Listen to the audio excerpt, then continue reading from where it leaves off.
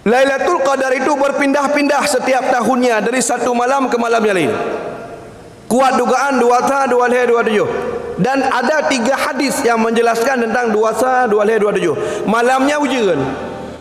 Jadi yang lega Iran tentang pernah satu malam Qadar. Nah, dalong tupu malamnya malam Qadar. Yang berada yang pajan tapi nah.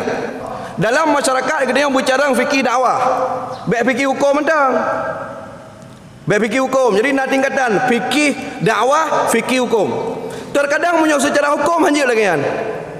Tapi menyok dalam dakwah harus lagi ya. Sehingga seseorang yang paham hadis jika tidak berjumpa dengan ahli fikih memungkinkan dia sesat.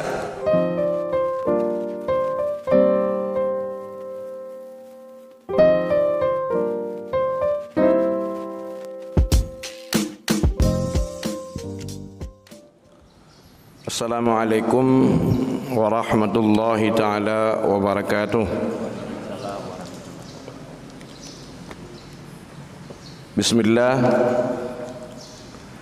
Bismillahirrahmanirrahim. Bismillahi masyaallah la yasukul khaira illallah. Bismillahi masyaallah fama kana min ni'matin faminallah. Bismillahi ma syaa Allah la haula wa la quwwata illa billah. Bismillahi ma syaa Allah wa la yasrifu su'a illa Allah. Alhamdulillah wassalatu wassalamu ala rasulillah Sayyidina wa maulana Muhammad ibn Abdillah wa ala alihi wa ashabihi wa man tabi'ah. Amma ba'd. Rabbi syrah li sadri wa yassir li amri wahlul 'uqdatam min lisani yafqahu qawli.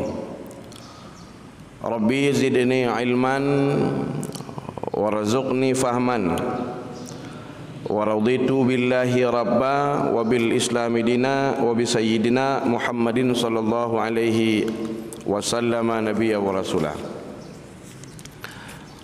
Yang mulia Abu Imam Masjid, yang mulia bapak-bapak, ibu-ibu sidang kajian ilmu rahimakumullah. Kita telah berada pada 10 akhir daripada bulan suci Ramadan.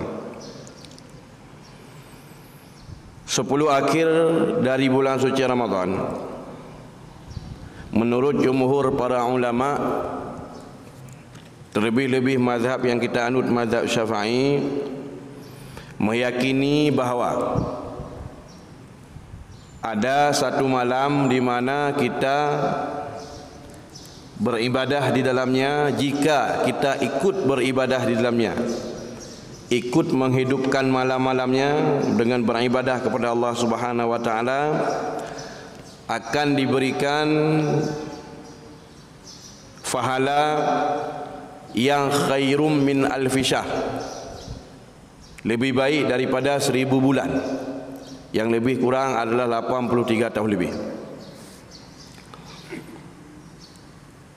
Berbicara tentang masalah malam qadar, mengingatkan kita langsung kepada firman Allah Subhanahu wa taala dalam Al-Quran yang mulia pada juz yang ke-30. Firman Allah dalam surat Al-Qadar, inna anzalnahu fi lailatul qadr. Sehingga oleh para ulama dalam berbagai macam disiplin ilmu, baik itu fuqaha, para ulama fikih, terlebih-lebih para ulama mufassirin, ulama tafsir, tidak luput dari mentafsirkan ayat tersebut dan mengkaitkannya dengan hal-hal yang ada kaitannya dengan apa yang ada di dalam ayat tersebut. Pertama, Allah berfirman, inna anzalnahu, sesungguhnya kami Allah, anzalnahu telah kami turunkan, hu akannya Al-Quran fi lailatul qadr, pada malam qadar. Ungkapan ayat ini dimulai dengan kalimat kata inna, adalah merupakan dhamir mu'adzim binafsi, satu kalimat kata ganti yang sejatinya bermakna mutakalim wadah ma'a ghairi, yaitu seseorang yang berbicara beserta orang lain yang diwakilinya, sehingga sering diterjemahkan dengan kamu atau kami. Kami si pembicara dan orang lain yang diwakilinya. Contoh misalnya, Aisyah pernah bercerita tentang wanita tidak diperintahkan untuk mengqadai salat yang tertinggal karena haid. Beliau menyampaikan inna nahnu ataupun nahnu lam nu'mar biqadai salat. Kami tidak pernah diperintahkan untuk mengqadha salat yang kami tinggalkan karena haid. Kami di sini adalah Aisyah dan orang lain yang sejenis kelamin dengannya. Tapi ungkapan kalimat kami yang ada dalam Al-Quran itu tidak mewakili siapapun, kecuali kalimat itu hanya untuk Allah Subhanahu wa taala sendiri. Sehingga para ulama bahasa memiliki satu istilah tersendiri terhadap kalimat kata ganti yang sejatinya bermakna kami untuk si pembicara dan mewakili yang lain. Tetapi jika hanya kembali kepada Allah, nantinya diistilahkan dengan istilah yang lain, dinamakan dhamir mu'adzim binafsi, yaitu kalimat kata pengganti yang menunjukkan Allah mengagungkan dirinya sendiri. Mu'adzim binafsi, Allah gepagung dro-dro. Dan itu sangat pantas dilakukan oleh Allah Subhanahu wa taala, karena tidak ada satupun zat yang lain yang sama, yang serupa, yang sebanding kemampuan dan kesempurnaannya dengan Allah Subhanahu wa taala. Makanya menyuruh haji embung, karena dia tak pembung lagi ni nak lawan tanya. Embung carang, ya tu carang nak carang. Embung tegak, dia tu tegak tapi nak tegak. Lagak dia tu lagak tapi nak. Tapi Allah Subhanahu wa taala tidak ada satu pun zat yang lain yang menyamainya, yang sebanding dengannya, apalagi menandinginya. Maka patut Allah Subhanahu wa taala sombong. Sehingga dalam sebuah hadis qudsi Allah berfirman, inna kibriya riddati, kesombongan itu adalah riddati, selendangku. Artinya pakaian, sifat Allah Subhanahu wa taala. Inna anzalnahu, sesungguhnya kami turunkan. Anzalna, telah kami turunkan. Ketahuilah bahawa proses turunnya Al-Quran itu ada dua fase, dua macam. Yang pertama, turunnya Al-Quran dari lauh mahfuz ke langit dunia. Yang kedua, turunnya Al-Quran dari langit dunia ke dunia. Turunnya Al-Quran dari lauh mahfuz ke langit dunia, maksud dari langit dunia adalah as-sama aqrab ila dunia, langit yang terlebih dekat kepada dunia. Itu makna langit dunia, langit yang terlebih dekat kepada dunia, yaitu langit lapisan yang pertama. Pada langit lapisan yang pertama ada sebuah tempat yang diberi nama dengan Baitul Izzah. Baitul Izzah. Di Baitul Izzah itulah diturunkan Al-Quran dari lauh mahfuz ke langit dunia pada sebuah tempat yang bernama Baitul Izzah. Daf'atan wahidah, sekali turun. Sekali turun 30 juz. Bukan berangsur-angsur, tetapi turun daf'atan wahidah, sekali turun dari lauh mahfuz ke langit dunia. Turunnya Al-Quran dari lauh mahfuz ke langit dunia dalam keadaan sekali turun, inilah nantinya yang dinamakan dengan nuzulul Quran, malam turunnya Al-Quran. Menurut jumhur para ulama, itu terjadi pada 24 Ramadan. 24 Ramadan, saya tegaskan sekali lagi. Sebagaimana yang dinukilkan oleh Syekh Ahmad As-Sawi dalam elaborasi, dalam catatan kaki, dalam komentar beliau terhadap tafsir Jalalain pada volume yang keempat. malaikat Jibril menurunkannya sekaligus dan diimla, didikte oleh malaikat Jibril kepada malaikat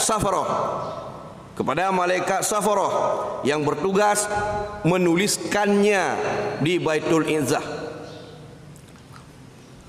Kemudian barulah dari langit dunia nantinya selama 20 tahun lebih diturunkan Al-Quran kepada Sayyidina Muhammad sallallahu alaihi wasallam di dunia. Nujuman mutafarikan, berangsur-angsur. 1 surat, 2 surat, beberapa ayat. Dan turunnya Al-Quran dari langit dunia ke dunia untuk pertama sekali itu terjadi juga pada 17 Ramadan di Gua Hira. Namun tidak secara spontanitas, melainkan ayat 1 sampai ayat 5. Sehingga dapat dikatakan bahawa turunnya Al-Quran pada bulan Ramadan adalah turunnya Al-Quran secara sekaligus. Itu dari Lauh Mahfuz ke langit dunia. Adapun turun dari langit dunia ke dunia yang diberikan kepada Sayyidina Muhammad, itu bukan hanya saja turun bulan Ramadan, juga bulan Syawal, bulan Dzulqa'dah, turun siang, malam, ketika Nabi safir, ketika Nabi sedang mukim, Nabi dalam masjid, Nabi dalam perjalanan, Nabi sedang di rumah, Nabi di dalam gua, dan turunnya sepanjang waktu 20 tahun lebih. Maka otomatis bukan ini nantinya yang diperingati menjadi nuzul Quran. Menyonya yang diperingati piati urut atau peringati urut Senin ayat, teput pina, malam pina, urhamena, lam tafirna, mukimna, si panjang, waplo turun, tapi turun. Iqra misalnya turun ayat 1 sampai ayat 5. Di dalam Gua Hira terputuslah wahyu. Selang beberapa saat kemudian, beberapa bulan kemudian turun kembali, yaitu berupa Al-Mudaththir. Kemudian turun kembali ya ayyuhal muzammil. Kemudian turun kembali beberapa ayat seperti suratul Fatihah dan beberapa surat-surat yang lain. Yang apabila Jibril menurunkan ayat atau surat, beliau akan memberitahukan kepada Sayyidina Muhammad. Misalnya dia telah menurunkan ayat 1 sampai ayat 5, Iqra. Belum habis. Sebagaimana kita maklumi, Iqra bukan 5 ayat. Hingga penggalan kalimat ujung ayat wasjud waqtarib. Namun ayat yang diturunkan hanya 1 sampai 5, Iqra bismi rabbikal ladzi khalaq, sampai khalaqal insana min 'alaq, Iqra wa rabbukal akram alladzi 'allama bil qalam 'allamal insana ma lam ya'lam, terputus. Lantas ketika turun ayat 6, 7 hingga seterusnya, Jibril memberitahukan, Jibril membaca, ya Muhammad, ini ayat ke-6 dan ayat ke-7, 8, 9 hingga seterusnya. Dari ayat yang pertama saya turunkan dulu di Gua Hira. Semuanya dari ayat pertama plus hingga 5 hingga saya tambahkan tadi. Nama suratnya Al-Alaq. Nama suratnya Al-Alaq. Sehingga setiap nama-nama surat yang ada dalam Al-Quran, tertib posisinya duduk pada surat nomor 96 dalam mushaf. Jumlah ayatnya, nama suratnya, cara bacanya, ini diistilahkan oleh para ulama tafsir dengan tauqifiyah.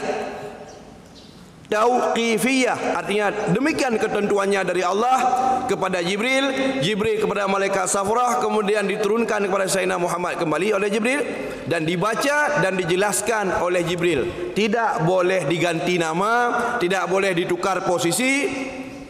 Jadi ayat kulhu qul huwallahu ahad Allahu samad lam yalid wa lam yulad wa lam yakul lahu kufuwan ahad. Hanya baca balik. Nyo aku baca, yang penting ke apa buah ayat itu pun masalah amat dah baca. Walam yakul lahu kufuwan ahad, lam yalid walam yulad, Allahu samad, qul huwallahu ahad. Kan jerti kan apa buah je. Hanya karena tertib posisinya yang mana nomor 1, nomor 2 itu adalah ketentuan dari Allah Subhanahu wa taala. Tidak boleh digantikan. Sehingga menyerta baca Quran membalik posisi ayat, jika meyakini itu salah, hukumnya sebatas yang haram, mangkus kebunan, makus. Arti makus membaca ayat posisinya terbalik dalam sebuah surat.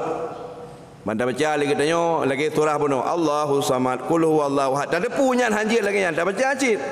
Tapi hana tak dikir hala. Nyan hukum haram, hal murtad. Sebaliknya sengaja kita baca terbalik dan meyakini bahawa posisi itu kurang tepat. Yang pas lagi tanya pegot.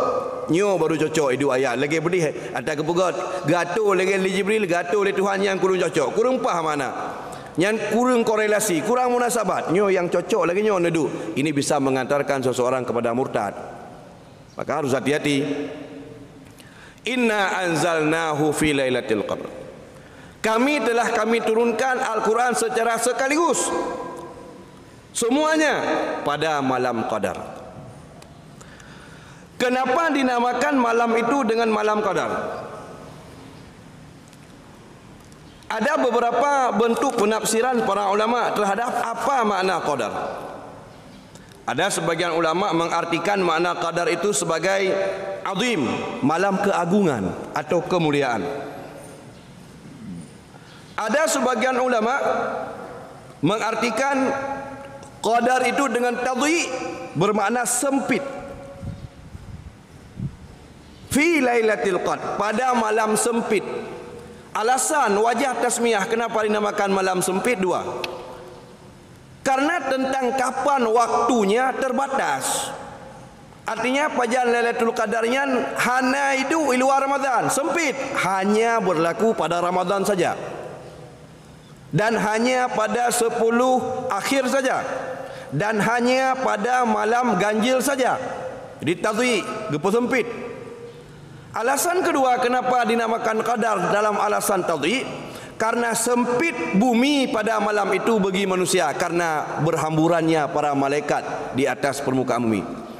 Hana ada hojak di malamnya, tangkir ada tak hana ada hol, hana tak hoti dapat agaki tanya yang baik kena malaikat. Mulai dari ba'dal ghurub, setelah maghrib pada malam itu malaikat sudah berkumpul. Dimulai maghrib kaji tak buka puasanya malaikat akan berteza. Sampai Jibril sekalipun mereka turun. Hatta matla'il fajr, sampai datangnya fajar. Inna anzalnahu fi lailatul qadr. Para ulama tentang masalah apakah malam Qadar itu masih ada sampai hari kiamat atau malam Qadar itu telah diangkat. Karena ada beberapa hadis-hadis yang iskal, yang sulit dipahami oleh sebagian orang, yang di situ ada penjelasan masalah diangkatnya malam Qadar. Sehingga sebagian ulama memahami bahwa malam Qadarnya halali. Ya amun mate matahan nadro ke Nabi na malam Qadar nyino halali. Sehingga oleh Imam Nawawi rahimahullah ta'ala dalam kitab Al-Majmu' li Syarhil Muhadzab perlu menegaskan, sehingga di sana beliau dalam Majmu' li Syarhil Muhadzab memberi penjelasan, Lailatul Qadri baqiyatun ila yaumil qiyamati. Malam Qadar itu tetap kekal, tetap akan terus berkesinambungan sampai datangnya hari kiamat. Adapun hadis-hadis tentang diangkatnya malam Qadar, hadisnya sahih. Dalam Fathul Bari dijelaskan tentang masalah diangkatnya malam Qadar. Tetapi para ulama adalah memahami hadis diangkatnya malam Qadar itu bukan bermakna sudah tidak ada lagi malam Qadar di dunia. Tetapi makna diangkatnya malam Qadar menurut jumhur para ulama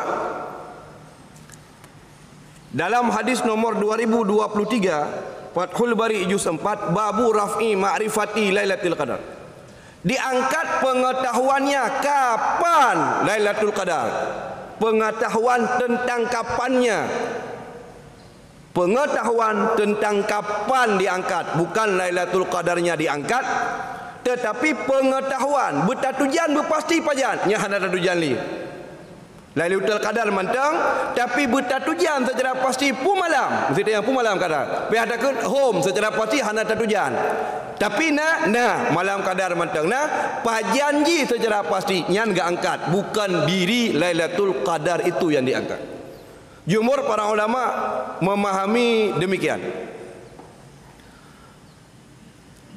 Ar-raf'u bi ma'rifatin, ketika Imam Bukhari memberi judul, Imam Bukhari lang sahih Bukhari gebuh judul, pada cikat hadisnya dia memberi judul, bahasa hadis tarjamah dia memberi judul begini, babu raf'i ma'rifah. Ini hadis dalam rangka menjelaskan diangkatnya pengetahuan tentang kapan malam qadar. Ketika beliau membuat judul demikian, wakila dikomentari oleh para ulama, ketika dikatakan rafu bi ma'rifati, diangkat pengetahuan tentang kapan, isyaratun, itu ada satu isyarah pemberitahuan dari para ulama, ila annaha, bahwa sesungguhnya lam turfa aslan, diri Lailatul Qadar itu tidak diangkat, hanya pengetahuannya saja. Nyo sabuah bukti yang bahawa ada nak tapai sabuah hadis harus tahu kibar mufhum. Hanya tak tafsir kalau tu. Baik ente nak tapai sabuah hadis kata berah baru Lailatul Qadar, Nabi berah. Ternyata para ulama tidak memahami seperti demikian. Ibu faedah, hadis atau ayat yang kita hafal, jika tidak ditafsirkan dengan metodologi yang benar sebagaimana apa yang sudah dipahami, yang menjadi disiplin ilmu para ulama, akan melahirkan pemahaman yang menyimpang atau keliru. Walau ayat dan hadis, ayat betul, hadis betul, mufhum salah. Jadi baik tanya nak dapat ayat dua kali, hadis dua buah, kata aplika kan. Harus kita sodorkan kepada fuqaha. Harus tajuk hadisnya harus kita bacakan di hadapan fuqaha. Inilah yang membedakan, ada muhaddisin, ada mufassirin, ada fuqaha, ada mutakallimin, ada titel-titel para ulama. Imam Syafi'i itu dia terkenal dengan fuqaha, dia ahli fikih. Menyoka ahli fikih dumpu mubum. Imam Maliki fuqaha, dia mengarang kitab hadis Muwatta, tapi dia lebih terkenal fuqahanya.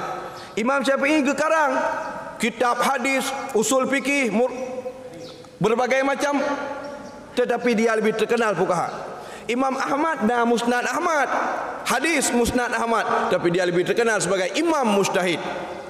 Ibi faedah bahawa ilmu fikih adalah merupakan ilmu yang sangat tinggi derajatnya, sehingga seseorang yang paham hadis jika tidak berjumpa dengan ahli fikih memungkinkan dia sesat. Hanya getumai hadis, terkadang hadis itu mansukh, hadis itu telah batal, itu yang matang dapat, tapi hadisnya hanya pakai alih.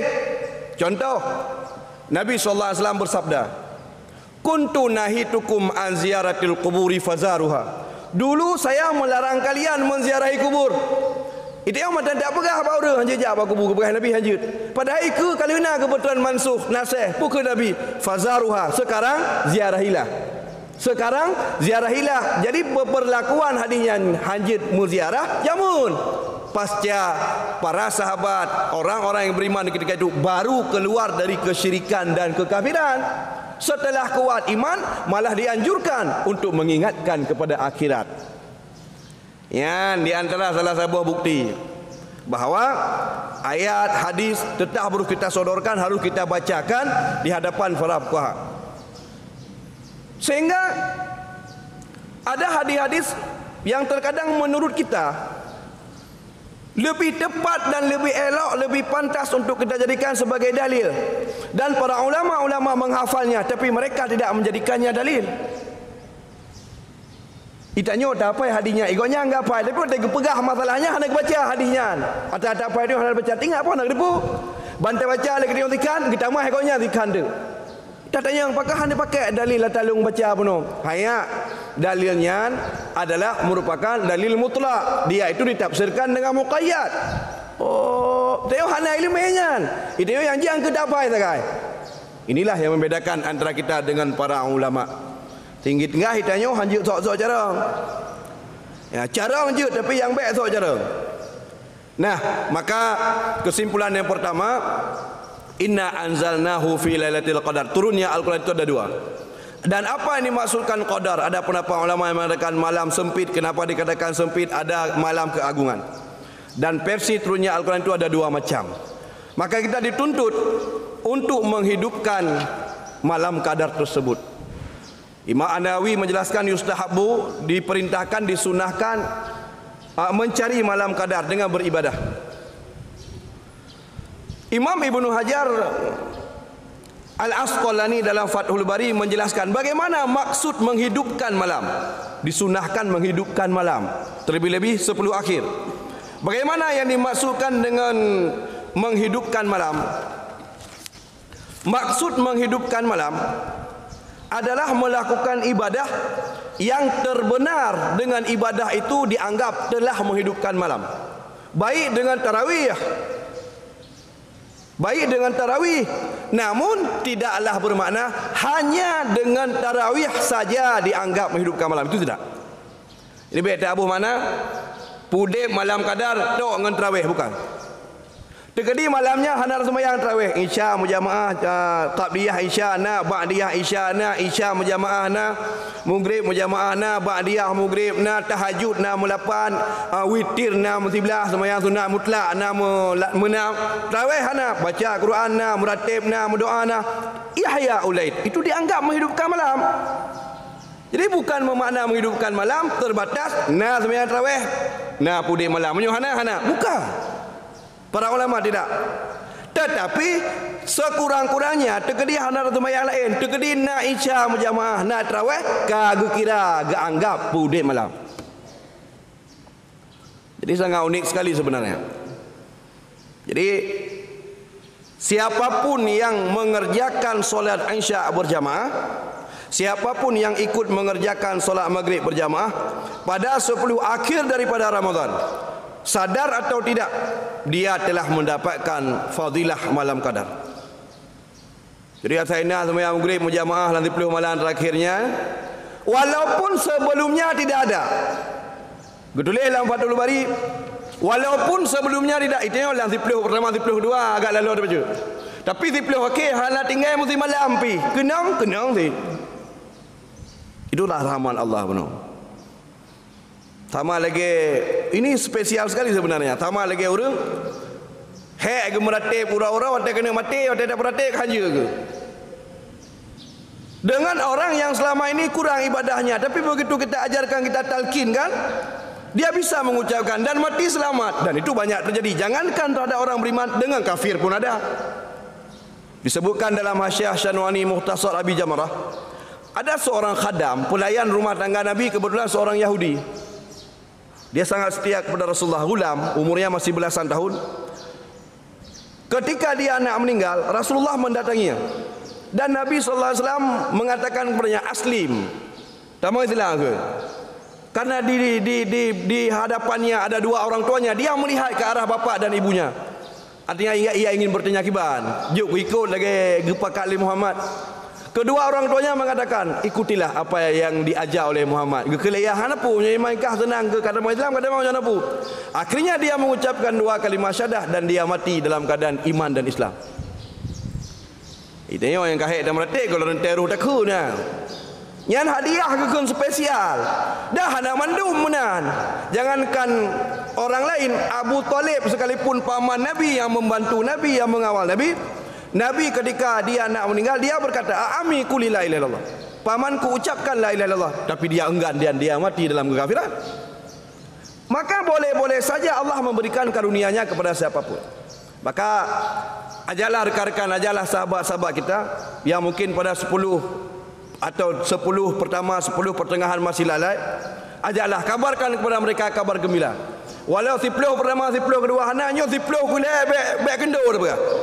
Mailung pandai merumpak 10 pertama, 10 kedua. Kadang kau ada siapapun yang diberikan oleh Allah Subhanahu wa taala.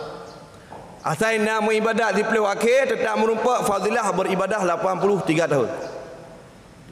Sebab turunnya ayat ini disebutkan dalam Al-Ghunyah karangan Imam Syekh Abdul Qadir Jilani juz 2. Suatu ketika para sahabat duduk bersama Rasulullah dan Jibril menceritakan tentang 4 orang yang ada pada zaman Bani Israel, yang mereka berpuasa di kala siangnya, beribadah di kala malam, berjuang, berjihad di jalan Allah 1000 bulan. 1000 bulan adalah merupakan kurun waktu yang sebentar bagi umur-umur orang-orang yang sebelumnya.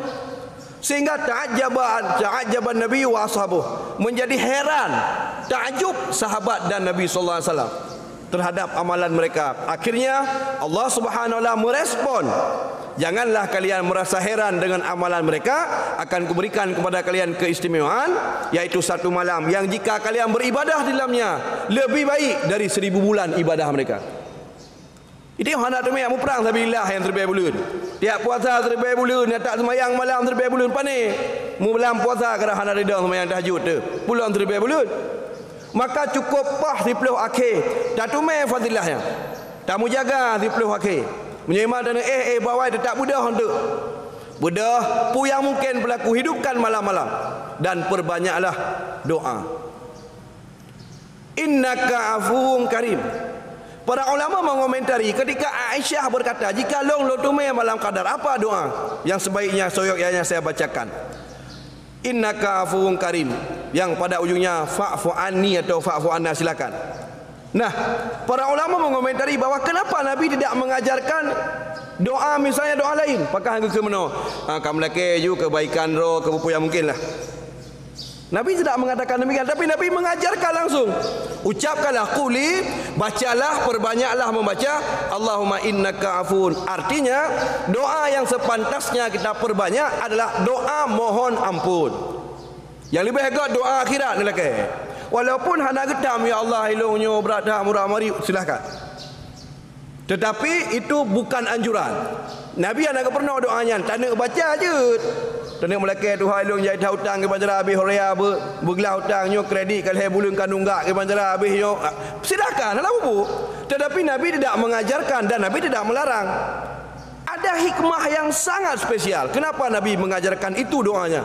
Artinya Nabi kena pegah baik ni apa? Hai umat lun, kesempatan akhir Ramadan, ni laki ampun dosa tu buat Allahnya yang paling penting. Kerana tengok Allah makhluk yang berdosa. Laki ampun buat Allah. Yang paling penting. Monyo dosa kagak ampun, kagak mudahkan dalam taat. Yang tengok lain mudah ke dah. Getanya menjadi agak serak ekonomi, udip danyo dalam rumah tangga agak hancur-hancuran dan macam sebagainya. Itu di latar belakangi ada faktor sebab dan akibat. Di antaranya adalah kita mungkin kurang dekat dengan Allah Subhanahu wa taala. Bukti, saya membaca di kitab syarah hadis, bukti seseorang yang pada malam hari itu dia sempat berjabat tangan, man safahul malaikat. Orang yang ketika turun malaikat sempat mengucapkan salam kepadanya dan malaikat ikut berjabat tangan dengannya. Apa buktinya? Jadi lu nak pegang baru nanti kata lu nak tegaskan, baik nepreh malam qadar, nepreh dengan kalian bak kaya tujuh kakre. Hilangkan dari pikiran kita hal-hal seperti itu. Tanda netume Lailatul Qadar apabila pada malam anda sedang beribadah, lalu anda merasakan keadaan batin yang tidak pernah anda rasakan sebelumnya. Waktu tengah nak ibadat kan, netume batin, waktu tengah nak semayang, waktu tengah nak berdoa, tengah nak meratib, netume ketenangan jiwa yang tak pernah anda rasakan sebelumnya. Netume kenyamanan jiwa, pasrah dah tanya ke Allah. Kemudian tak dengar lafaz Allah dibacakan, tak dengar gopet, tanya. Raqah kalbu, lembut hati tanya malamnya. Pasrah, tawakal, rendah hati.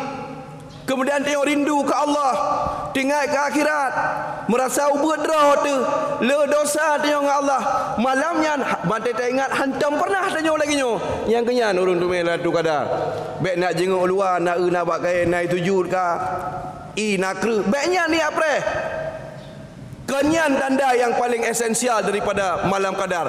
Tanda yang paling hakiki dari malam qadar, filqab, itu dirasakan oleh kalbu orang-orang yang beriman. Yang benar. Sehingga punya betul-betul ini perhati dalam 10 akhir, tetap nutume sabuh malam punya ni ibadat man 10 malam yang nutume rahsia. Pasti nutume sabuh malam yang mulain tengok. Jiwa tengok kepada Allah. Baru biar tak berjara tengok baru takun Rabbana ghfir lana, Allah ni ampun dosa lu. Bergemuruh langsung jiwa tengok.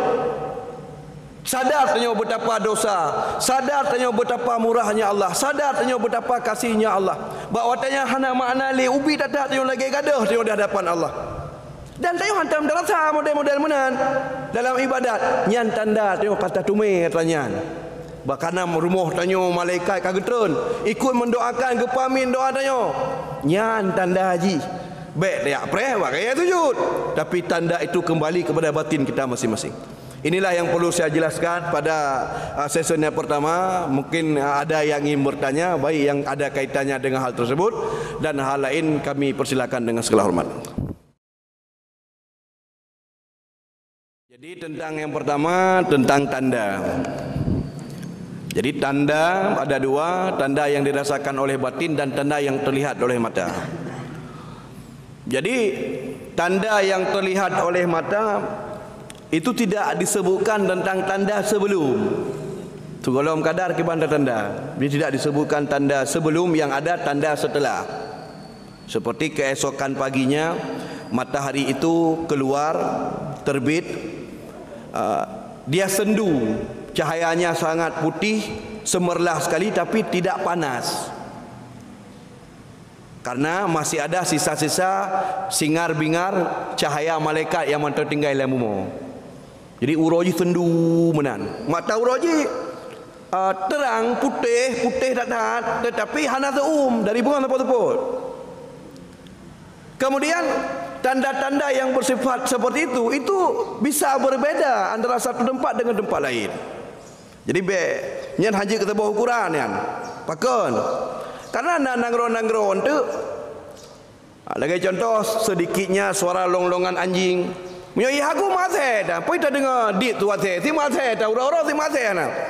Sehingga nadi tu mate menyo, "Hai mau ura-ura ana tu mate." Ketika disebutkan sedikitnya longlongan suara anjing, itu berlaku pada tempat di mana dikhabarkan informasi. Karena hadis ini adalah khabar, informasi yang ada pada zaman terdahulu. Maka apa yang disebutkan di dalamnya hanya berupa informasi yang berlaku hanya di suatu tempat itu. Ya benar. Di tuathe malamnya. Kemudian ada tanda-tanda yang juga tidak menjadi satu ukuran pasti. Wala hararah wala baridah, tidak terlalu panas dan tidak pula terlalu dingin. Mai tanya poh dua cara kata pudi ati, volume 17 dah bu. Tak sembahyang tarawih di dalam tu. Ya? Jadi hanjir kita bawa Quran, apalagi misalnya memang tengah suhu yang cukup suhu, misalnya lagi Qatar. Misalnya lagi Qatar, terus imam peluh per derajat serius, menyertai ubah apartemen manyang. Buah mana tak peduk mana-mana masak ke doi. Sehingga untuk menjadi ukuran tidak terlalu panas, tidak terlalu dingin, yang agak hek tetapi karena iklim itu menjadi satu perubahan.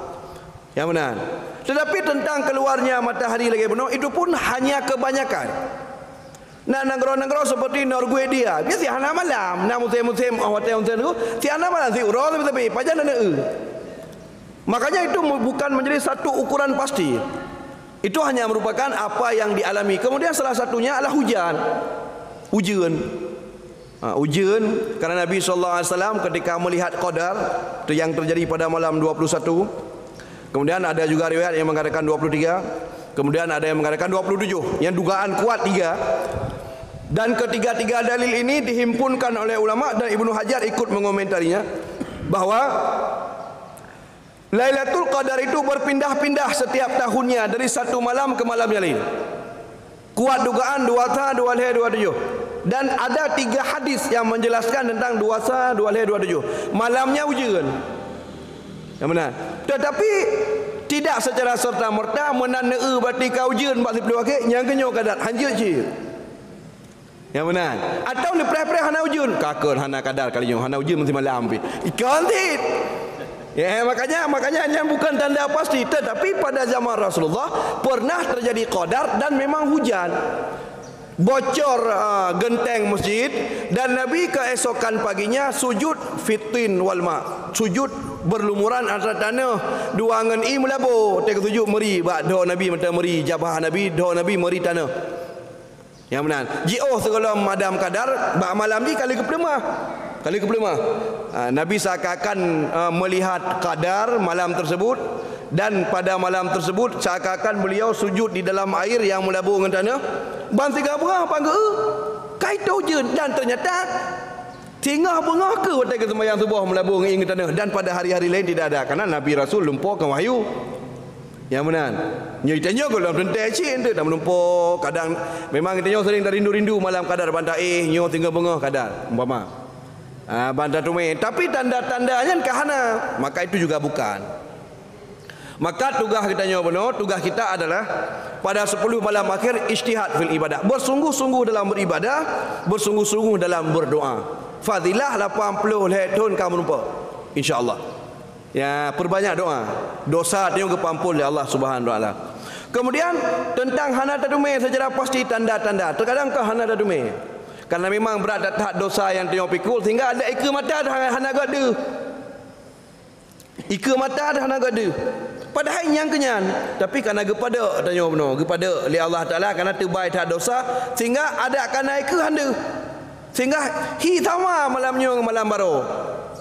Makanya yang paling sangat menentukan menurut pegah tetap kena bak kalbu. Makanya ilung saya secara pribadi saya berani berkata, apakah anda pernah berjumpa malam kadar? Ilung tu je pegah, ilung nak tahu. Dia lega Iran datang pernah tutup malam kadar nah. Dan long tupu malamnya malam kadar. Yang beranda yang pajan tapi nah. Datang pernah tutup yaitu pada malam 3 malam 20 Ramadan 3 malam 20 deh. Natal tutup.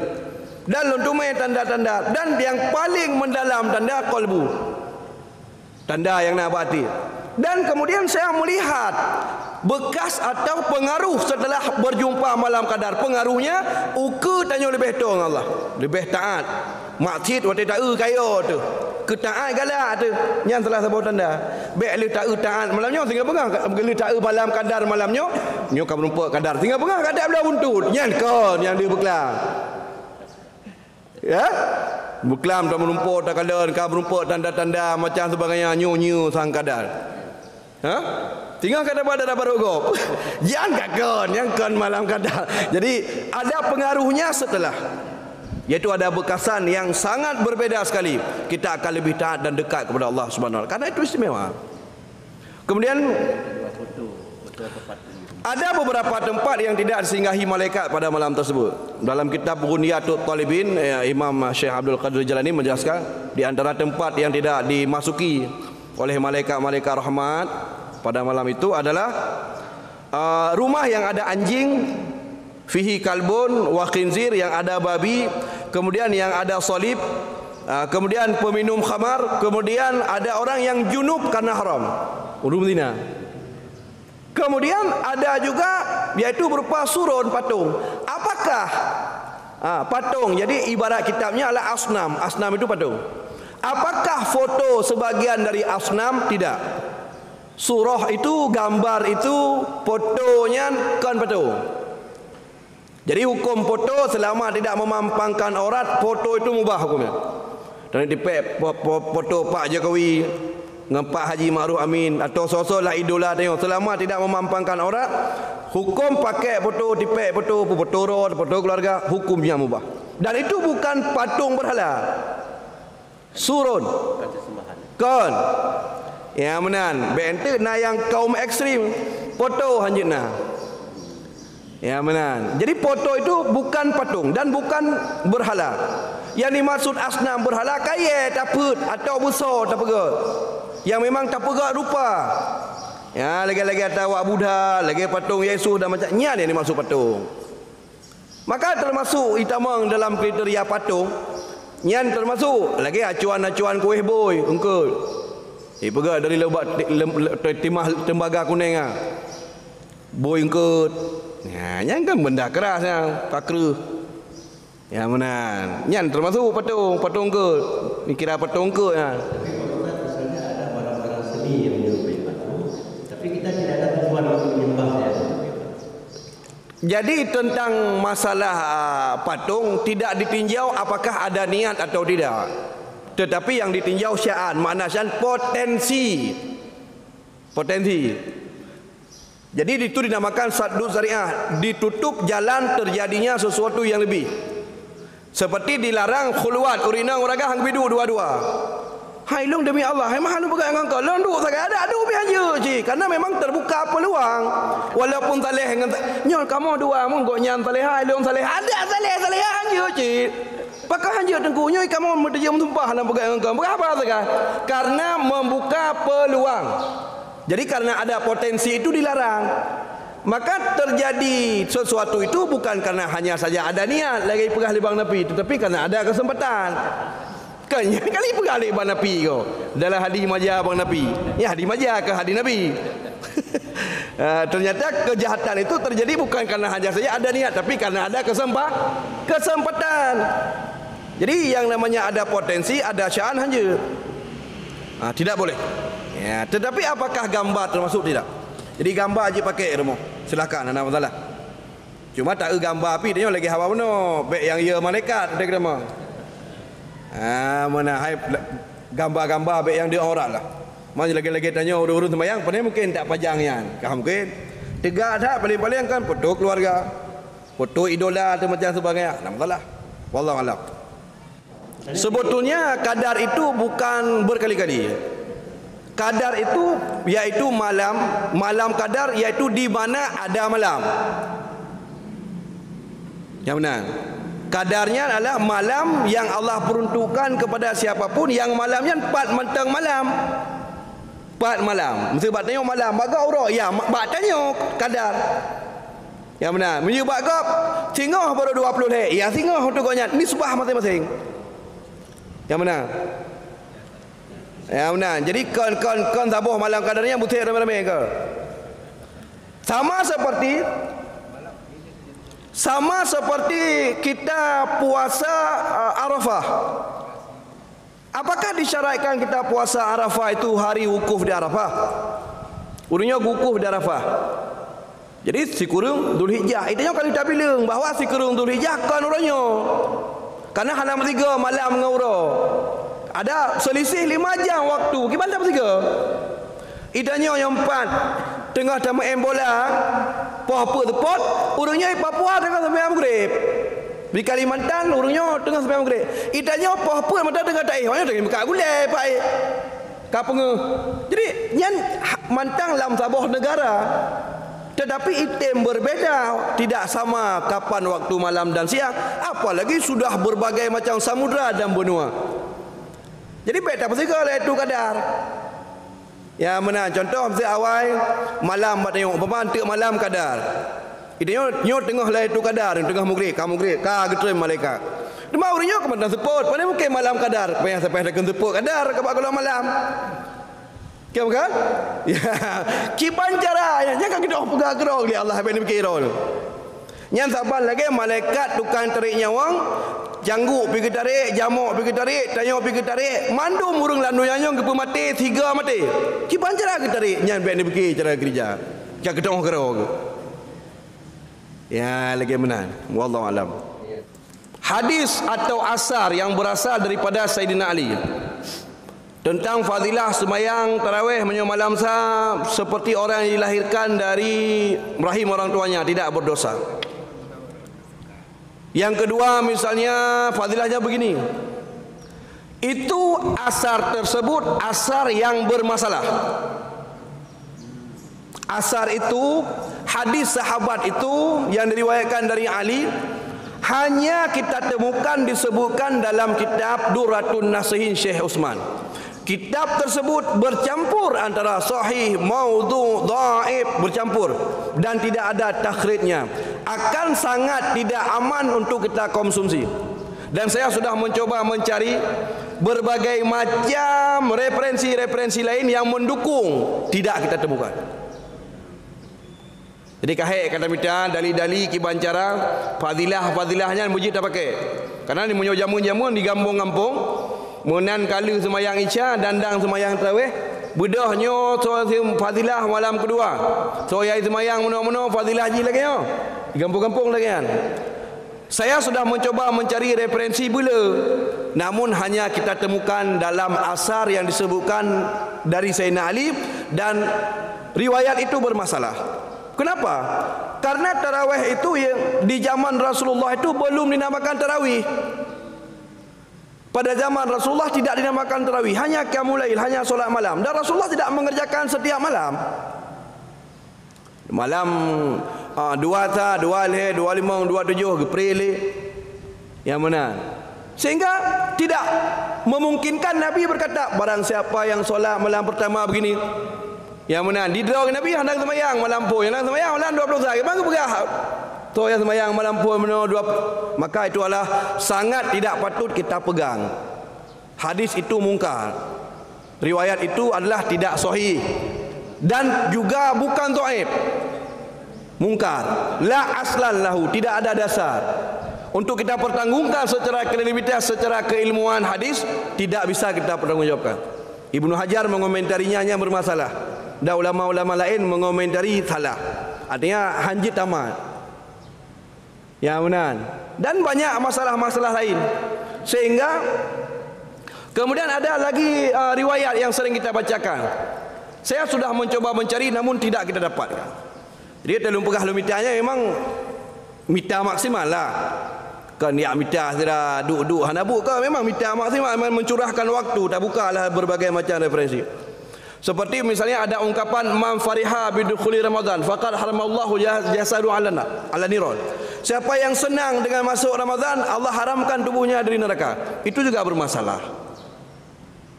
Yang kajelas-jelas sahih ile yang kenyan mangkama ramadhana imana wahtisaban ghufira lahu. Jadi umum man shoma ramadhana mangkama lailatat yan mal heboh saya.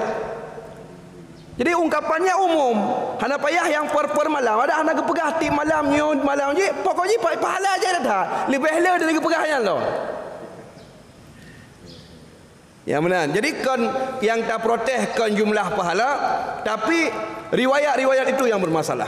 Maka lu secara peribadi katrib tak kan hadam pun lu pegah-pegah. Untuk ceramah bab malamnya, ya pegah malamnya malam 17 fadilah hajinya. Saya sudah sangat lama meninggalkan itu. Karena itu yang ibarat urunnya kritis. Jadi tengok dalam keadaan peningkatan ilmu tapi. Jadi tengok hana itulah tamat alai puntung, dah hafid, dah cok limbing, dah tilam berkah ngom, hana kenang le kenang musabah. Fikih ahkam, fikih hukum. Yang kedua fiqhud dakwah, fikih dakwah. Dalam masyarakat kita yang bicara fikih dakwah, baik fikih hukum mentang, baik fikih hukum. Jadi nak tingkatan fikih dakwah, fikih hukum. Terkadang menyok secara hukum hanya lagi kan, tapi menyok dalam dakwah haru lagi ya. Tiro kaphe tamong Islam, ti baro baik tamong. Ijak apa tengok kena. Assalamualaikum. Waalaikumsalam. Ustaz, kita mau nanya nih. Saya masih mengkonsumsi babi, tapi saya udah masuk Islam. Gimana nih? Saya kalau memang nggak bisa makan babi, nggak jadi saya masuk Islam. Saya keluar lagi nih. Gimana? Ya udah makan aja. Beda ke dia, udah makan aja. Beda begah. Karena menyoy handabi pajobui lebih raya mudarat. Pajobui harum itu bid Islam kafe lebih raya dosa daripada dosa pajobui. Dua buah pilihan. Abak pilihan alhe dua. Tubit dari Islam je kafe kekailan orakai pajobui harum mungkin kepampun le Tuhan. Atau mungkin tengah pajole. Yang benar. Udah enggak apa-apa makan aja takun. Payah takun menan. Nyan pu, hai puni pajobui. Nyan kan fikih hukum ke nyan fikih dakwah. Yang mana? Jadi nak tempat duk orang masing-masing. Baik tanya nak ada depu sikret, puah tertarik je. Jadi kabur dengan apa pi? Tapi kembali ke tadi Ustaz, kalau dengan tujuan untuk memotivasi atau untuk syiar itu dibolehkan. Dibolehkan untuk motivasi jika hadisnya dhaif. Hadis dhaif bisa dipakai untuk tiga. Yang pertama untuk motivasi targhib, yang kedua tarhib untuk pria, yang ketiga fadail amal mencari kelebihan amalan. Hadis itu bukan dhaif. Menyok dhaif je tak pakai. Nyo mudhaif pikon. La aslan lahu, tidak ada dasarnya masalah. Menyok dhaif hana payah hana pegah ira ni kajul kalau pegah dia pakai je apa. Long tengok jawab. Pasti lagi ya. Karena kita punya hujah.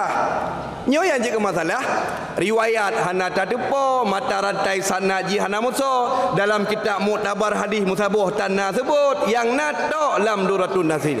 Dan dalam duratun nasin tersebut bermasalah. Kenyan macam hadis masalah jai datang perkara depu ya diperiksa lah. Yang lagi ya. Namun pun demikian menyut tajak dalam kampung baik tak pegah hanya isi ceramah. Munan baik baru malam kedua dah pegah nyo lu pingat dro nu urun silo. Baik ni pegah-pegah fadilah hanya ada betul. Baru kontrol. Jadi kalau dadu kata nyo aki ilet, si pegah tu tetap tanya legop. Harus tak pun lemah apa kau nya ilet. Harus santun fikir dakwah. Dia tak apa fikir dakwah kagak patih, memang kepatih. Ku patih ji cara urang tak mudah pegah dia apa kagak patih dia cara. Mudah pegah dia. Yang kamu dah nyoh hana miduri dalam langsung dah pegah. Ha nak tu main mayak umang ya ke? Ya ada bicara orang dedak urang umang kira. Ya, karena hana fikih dakwah. Ya, nya lagi nyan wallahu alam.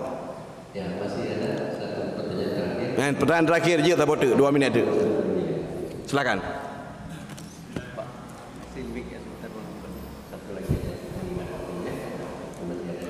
Ya, satu lagi pertanyaan yang terakhir.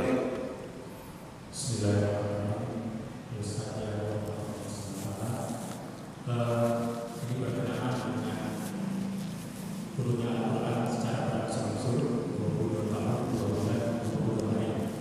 Itu kalau dilihat di bulan Ramadan ini.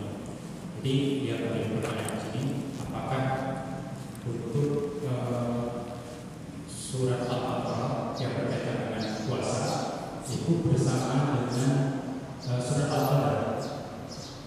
Itu mohon penjelasan.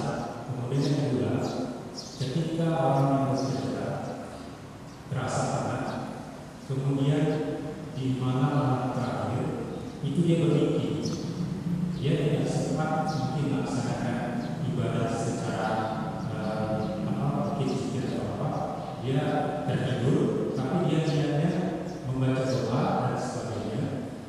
Kemudian dia bermimpi seakan-akan dia merasakan malam terakhir. Itu bagaimana penjelasannya? Karena ada beberapa orang yang pernah ditanya, saya tadi malam mimpi ini, dan sebelumnya dia sudah berdoa tidur atau beribadah. Terima kasih sebelumnya. Waalaikumsalam. Tentang turunnya ya ayyuhalladzina amanu kutiba alaikumusiyam, ayat yang berbicara tentang masalah puasa, yaitu pertanyaannya firman Allah surah Al-Baqarah ayat 183, 184 dan 185 hingga 186.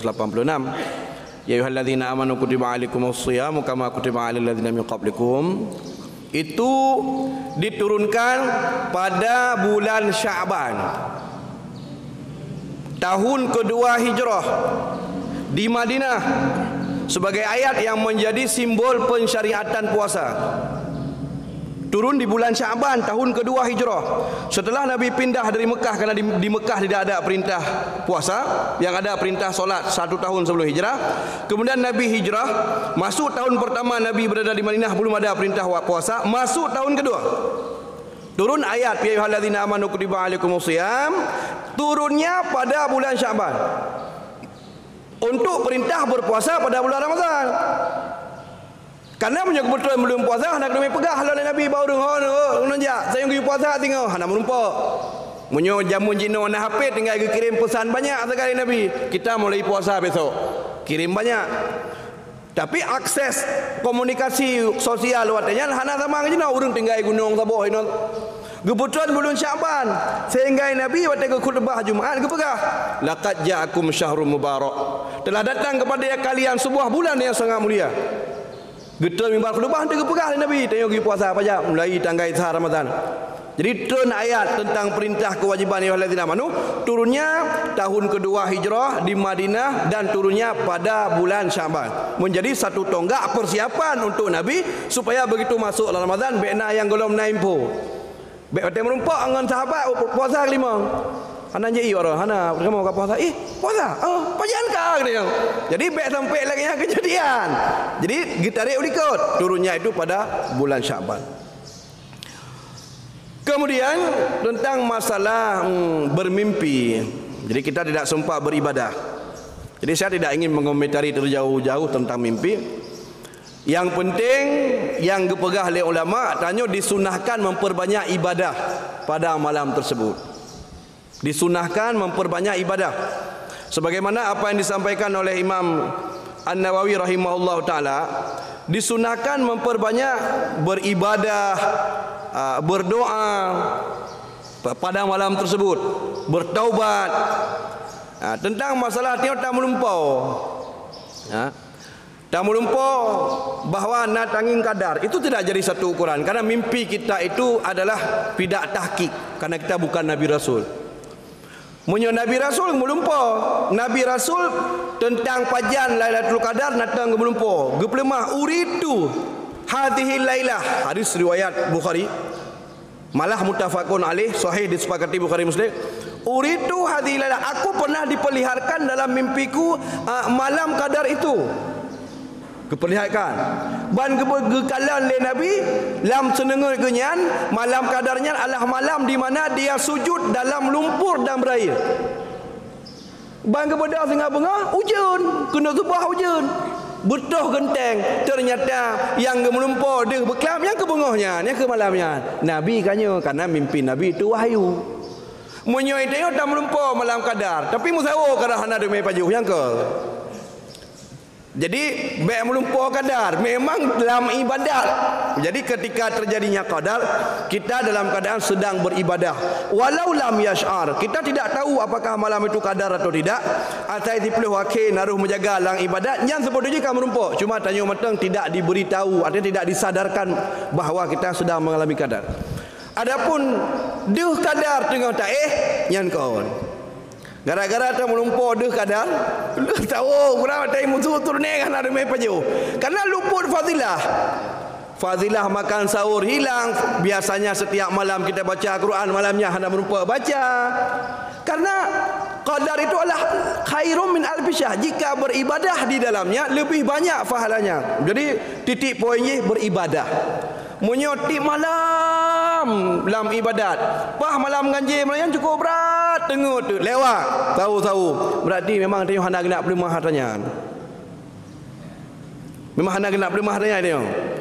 Igok kadang si kai tume tadi. Igok itu me bermunajat, itu me mengibadat. Kita yang zira tu malamnya mulai pos kurang malam kak. Sakit badan teke, kak tu mengep tiba-tiba lewat. Tahu nak merumpa. Bantai pedas singgah tak tanda-tanda merumpak. Putih hurau cukup berat. Kemudian hana tarik hurau. Oh mak, belum melumpur nah buklam. Cuma mengibadat lah nak merumpak nyanti. Jadi menyotanyukan Nabi Rasul hana tatu melom referensi asi Lailatul Qadar dalam lumpur ya hana tatu melom. Wallahu a'lam bishawab. Ya, baik.